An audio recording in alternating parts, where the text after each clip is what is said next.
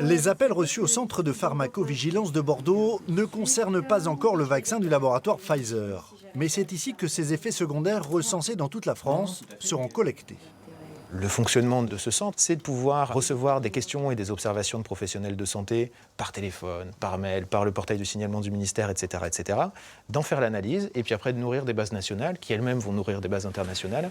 Les premiers patients français à qui l'on a injecté le vaccin l'ont été dimanche dans 2 établissements pour personnes âgées à Sevran et Dijon. Une campagne qui doit concerner 1 million de personnes d'ici fin février, des résidents d'EHPAD et du personnel de santé prioritairement. Le suivi à grande échelle de la vaccination permettra peut-être de détecter des effets indésirables qui auraient échappé à l'essai clinique du laboratoire, déjà riche de 20 000 patients. Ces essais cliniques ils sont déjà larges, ce qui permet de dire que si on doit découvrir des choses, normalement ce sera soit parce que c'est des effets graves potentiellement, mais surtout rares, et ça c'est vraiment déjà rassurant, soit c'est parce qu'ils vont survenir chez des gens qui n'étaient pas forcément inclus dans les essais cliniques, et pour le coup, c'est la vaccination qui nous permettra de voir ça. Les effets secondaires se déclenchent la plupart du temps 24 à 48 heures après l'injection.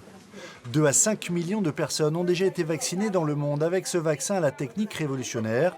8 réactions allergiques sévères seulement ont été enregistrées. Un second vaccin basé sur l'ARN messager devrait être autorisé par l'Union européenne dès janvier 2021.